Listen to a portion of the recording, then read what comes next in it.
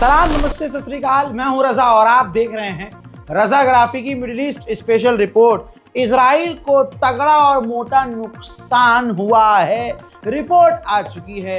मैंने तो जंग के दौरान ही कहा था आपसे, भैया इजराइल ने गलत पंगा लिया है और अमेरिका ने गलत डिमांड रखी है कि बिना शर्त हथियार ईरान डाल दे। बेटा वो ईरान है, तुम्हारी खाला के बेटे नहीं कि तुम अच्छे तरीके से जानते हो कि तुम्हारा खाला का जो छोटा लड़का है वो कमजोर है। ऐसा नहीं है, हो सारा उल्टा गया। लीजिए ब्लूमबर्ग की सीधी रिपोर्ट। ज्यादा समय बर्बाद न करते हुए मेन बात आपको बता रहा हूं।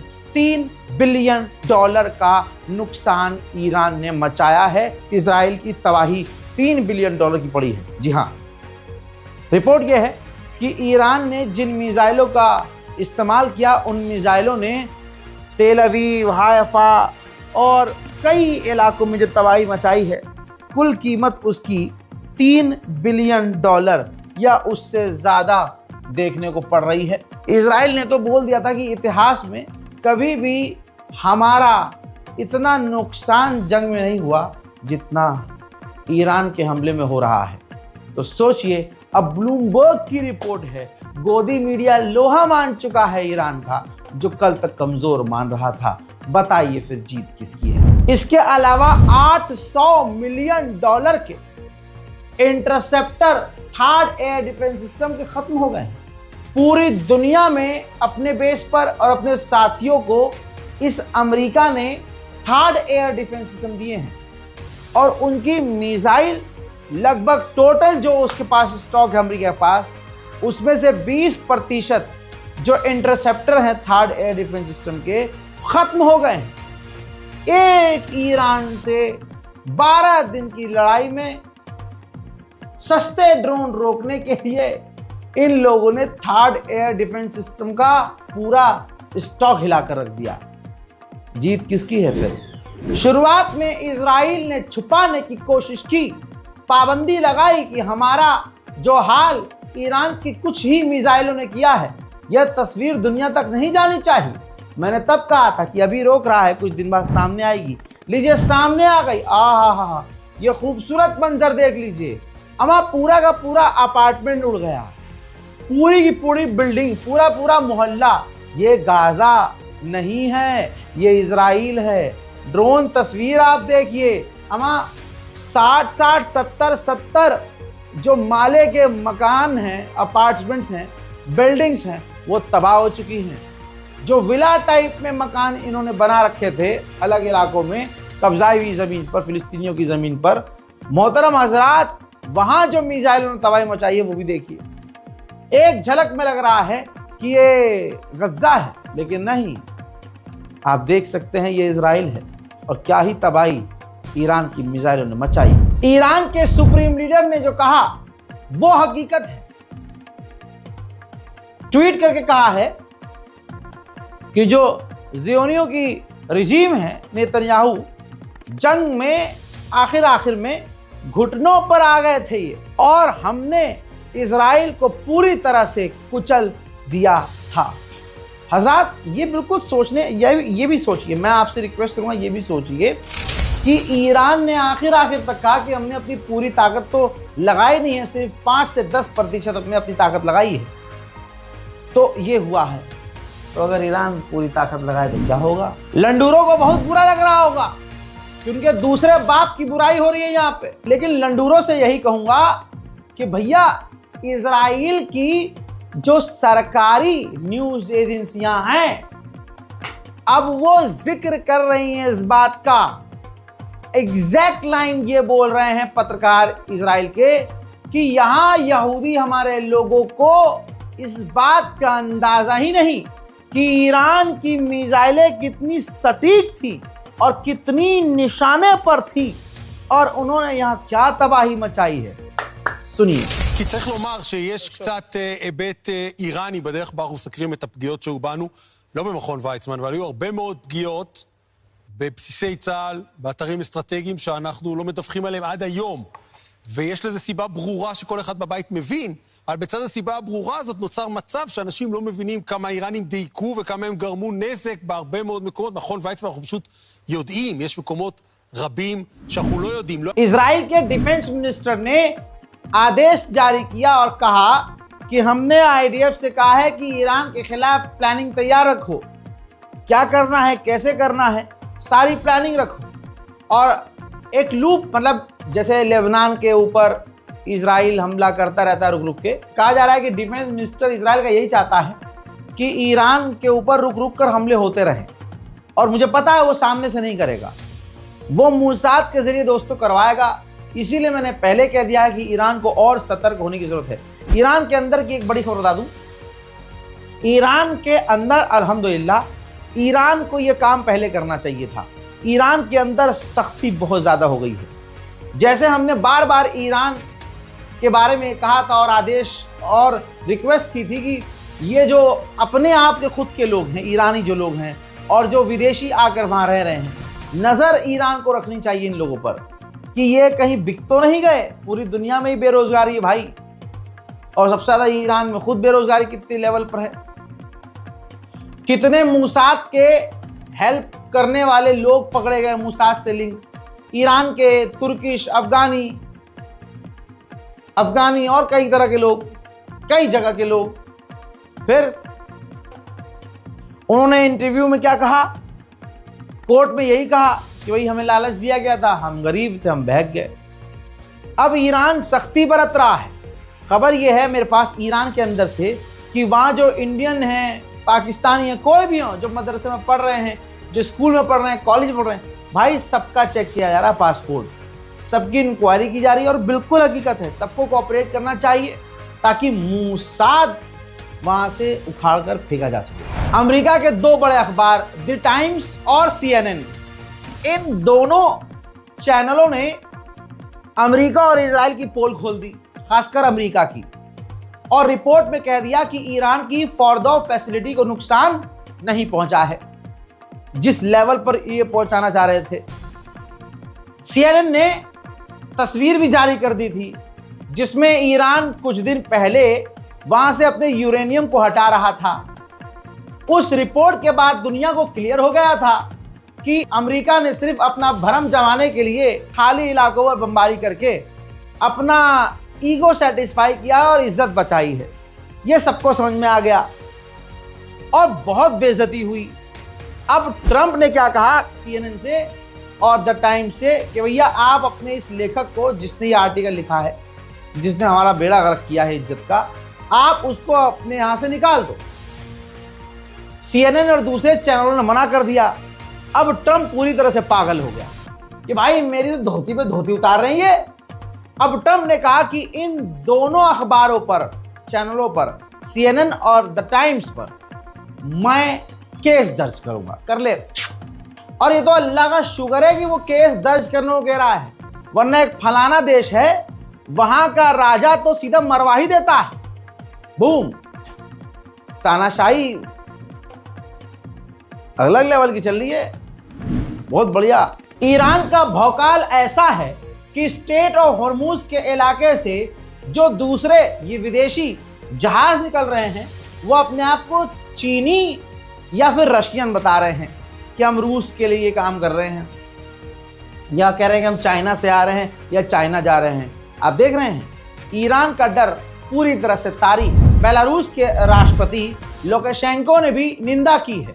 ये वो वीडियो है जिसमें वो पूरी तरह से अमेरिका और इजराइल की निंदा कर रहे हैं। कह रहे हैं कि ईरान की न्यूक्लियर फैसिलिटी पर गैर कानूनी तरीके से जो बेहयाई के साथ हमला किया गया, ये एक बड़ा डिजास्टर हो सकता था और दुनिया को एक और चेरनोबिल मिल सकता था जिससे भारी तबाही मचती। वो जो नेतन्याहू है इजराइल का प्रधानमंत्री, उस पर करप्शन के बहुत सारे चार्जेस चल रहे हैं, बहुत सारे केस हैं और लगातार सुनवाई भी चल रही है। यह जानबूझकर इजरायलियों को जंग में इसलिए डाल रहा है ताकि एक तो ये लंबे समय तक कुर्सी पे बैठा रहे, जैसे यूक्रेन का राष्ट्रपति बैठा हुआ है अभी तक, ज़ेलेंस्की। भाई जंग में अगर देश चला जाएगा तो कहां से चुनाव होगा। अब बड़ी खबर ये आ रही है कि नेतन्याहू ने इस जंग का फायदा उठाते हुए कहा कि अभी इजराइल जंग में फंसा हुआ है, अभी हम जो है इधर लेबनान में फंसे हैं, सीरिया में हैं, फिलिस्तीन गाज़ा का एक अलग मुद्दा है। तो अभी अभी ये जंग हुई है ईरान और इजराइल की। हम कोर्ट से मांग करते हैं कि मेरे ऊपर जो करप्शन के चार्जेस लगे हुए हैं, चल रहे हैं, जो मैटर चल रहा है, वो थोड़ा पोस्टपोन कर दिया जाए। लेकिन वहाँ की कोर्ट जो है फलाने देश जैसी नहीं है। तो हुआ ये है कि वहाँ की कोर्ट ने डिनाई कर दिया, नहीं आओ, केस चल रहा है, कोई तारीख में डिले नहीं होगा, आना पड़ेगा। जैसा मैंने आप लोगों से अर्ज किया कि जितनी जोर से ये लोग दावा कर रहे हैं, अमेरिका दावा कर रहा है कि हम जीते हैं, उतनी ही जोर से उनका झूठ खुल भी रहा है। अमेरिकी सेनेटर दुनिया के सामने, एक और सेनेटर हैं, कह रहे हैं कि ट्रंप झूठ बोल रहा है। ईरान के खिलाफ जो हमने ऑपरेशन किया उसमें ईरान सिर्फ कुछ महीने पीछे हुआ है।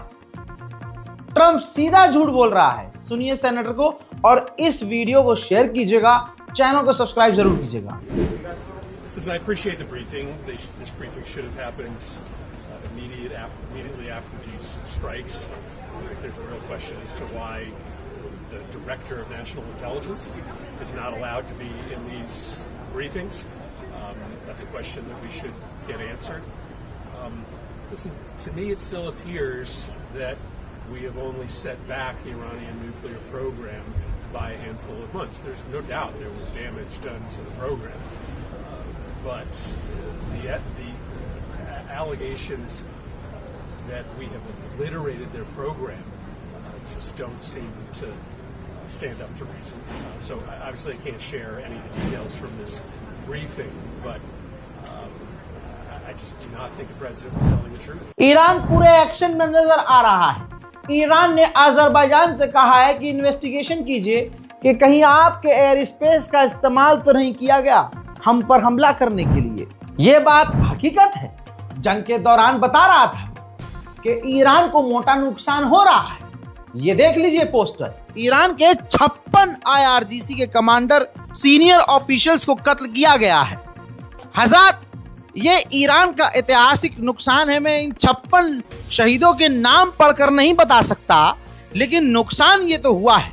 ये नुकसान हुआ है, वो नुकसान नहीं हुआ जो अमेरिका कह रहा है। ईरान की मिसाइलों का खौफ सभी को है, फ्रांस को ज्यादा है। फ्रांस ज्यादा सुकड़ा हुआ है। फ्रांस ने आधिकारिक तौर पर कहा है कि अगर ईरान से डील हो रही है, ईरान से जो बातचीत हो, तो उसमें ईरान की मिसाइल कैपेबिलिटीज पर जरूर चर्चा हो और उस पर रोकथाम की जाए। कि मतलब आप देख रहे हैं, सहमा हुआ है, फ्रांस भी सहमा हुआ है। और कहने वाले कह रहे हैं ईरान कुछ नहीं है। अरे जाओ यार, गू खाओ अपना। अरे तुम अपनी जिंदगी गू में क्यों नहीं गुजारते यार? तो तुम कहते हो कि गू से हर बीमारी का इलाज है, तो गू खाओ, मूत पियो, मस्त रहो ना यार। ईरान इजराइल के बीच में कहाँ है?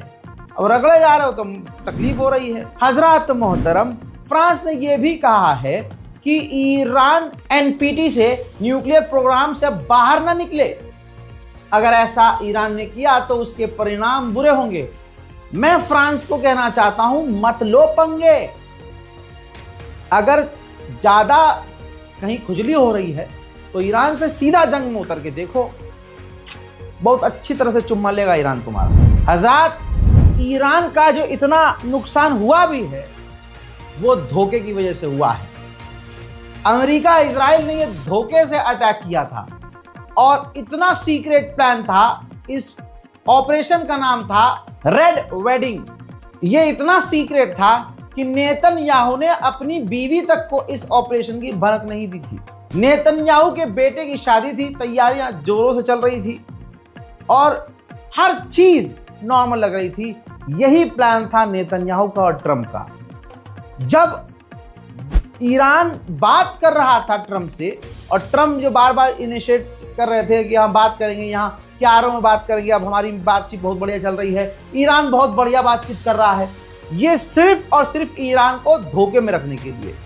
इधर से इजराइल अपनी फितरत के मुताबिक ये दिखा रहा था हमला करेंगे, हम हमला करेंगे, और उधर ट्रंप झूठ मूठ का डांट रहे थे कि नहीं करोगे हमला, अभी हमारी बात चल रही है, वरना तुमसे हमारी बात खराब हो जाएगी। ये सब ड्रामा था।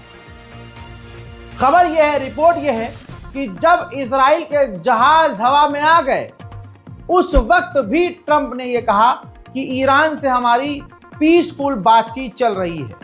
उस दौरान ईरान के कमांडर, जनरल, सब टॉप लेवल के लोग इस बात को मान रहे थे कि अमेरिका ने रोका हुआ है, अमेरिका जब हमसे बात कर रहा है तो इजराइल इस वक्त हमला नहीं करेगा। वो लोग नॉर्मल जिंदगी गुजार रहे थे, लेकिन अचानक से, क्योंकि ये पूरा ट्रैप था, हमला होता है और ईरान तुरंत संभल नहीं पाता है। लेकिन जब संभलता है तो इजराइल भीख मांगता है, सीज फायर कर लो, सीज फायर कर लो। अब ऐसे तो इजराइल जीत नहीं पाया, तो वो यूरोप को धमका रहा है, प्रेशर में ले रहा है, रिक्वेस्ट कर रहा है कि ईरान पर पाबंदियों को और बढ़ा दे। भारत के संजय राउत को कौन नहीं जानता दोस्तों, वो भी हैरान परेशान है। उन्होंने एक ताजा बयान में कहा कि हमें जांच करनी चाहिए कि ईरान के पास इतना जिगरा आ कहां से रहा है, इतनी हिम्मत, इतनी करेज कहां से आ रही है कि ईरान पहला ऐसा देश बन गया जिसने पलटकर अमेरिका पर हमला किया, वार के बदले वार। देखिए, ये पहली बार हुआ है कि किसी देश ने अमेरिका के ऊपर हमला करने का हिम्मत दिखाई, और वो भी अपने डिफेंस के लिए। ये बात तो माननी पड़ेगी, ये बात माननी पड़ेगी। और हिंदुस्तान के जो हमारे विश्वगुरु है और उनके सब साथी हैं, ये लोगों को भी उनके बारे में रिसर्च, ये छाती, इतनी बड़ी छाती कहां से लाई है वो खामेनी साहब ने, हिम्मत कहां से जुटाते ये लोग लड़ने की, उस बारे में हमारे देश में रिसर्च होना चाहिए। ना ट्रम्प के आगे झुके, ना नेतन्याहू के आगे झुके, ना किसी दबाव में झुके। अपने देश पर जो हमला हुआ उसके लिए वो देश लड़ता रहा और सबको घुटने में लाया। प्रेसिडेंट ट्रम्प ने हमला किया, प्रेसिडेंट ट्रम्प को भी जवाब दिया। उसके लिए एक देश में एक जज्बा चाहिए, हिम्मत चाहिए। हाँ, ये अब सोचने वाली बात है कि 3 दिन में सीज फायर करने वाले अपने आप को फायर समझता है। बॉलीवुड की फिल्मों में सिर्फ दिखाया जाता है कि पुष्पा झुकेगा नहीं, लेकिन असली पुष्पा तो रियल लाइफ में ईरान निकला। लवड़े नेपोटिज्म, भारत वाले जो गंदे नाली के कीड़े हैं, भारत के कुछ जो खाली हिंदू मुसलमान करते हैं, वो इजराइल कर रहे थे। इजराइल बोल नहीं पाते, इजराइल कर रहे थे। वी स्टैंड विद इजराइल के नारेबाज, और इजराइल के पिछवाड़े पर थूकता भी नहीं है। तवज्जो है।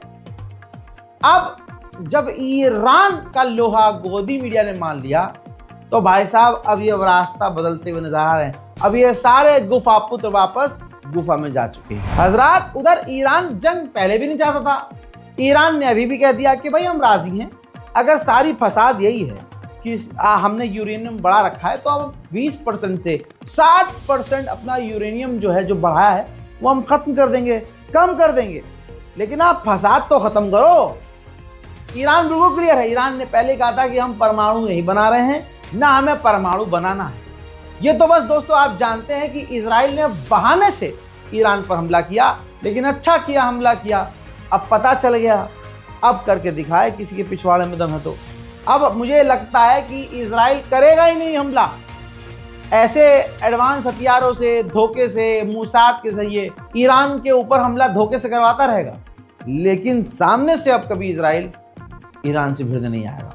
उधर तुर्की ने ईरान का सपोर्ट किया। ये है तुर्की के विदेश मंत्री, जिन्होंने अपने चैनल पर बैठकर साफ कहा कि हाँ, इजराइल ने ईरान की न्यूक्लियर फैसिलिटी को डैमेज किया है, जिसको अब दोबारा इस्तेमाल नहीं किया जा सकता। दूसरी तरफ यह क्लियर हो गया है आज कि इजराइल इतना ताकतवर नहीं है कि वो ईरान की न्यूक्लियर फैसिलिटी को मिटा सके। और ईरान ने जो कुछ भी किया है वो सेल्फ डिफेंस में किया है। ईरान को सेल्फ डिफेंस का पूरा अधिकार है। हजरात, मुझे पूरा यकीन है कि आप हमारे चैनल को सब्सक्राइब जरूर करेंगे और इस रिपोर्ट को ज्यादा से ज्यादा शेयर करेंगे, ताकि उम्मत मुस्लिमा को सही खबर उनके इस बच्चे की ज़बान से मिलती रहे। मैं हूं रजा और आप देख रहे थे रजाग्राफी अनस्क्रिप्टेड। जय हिंद।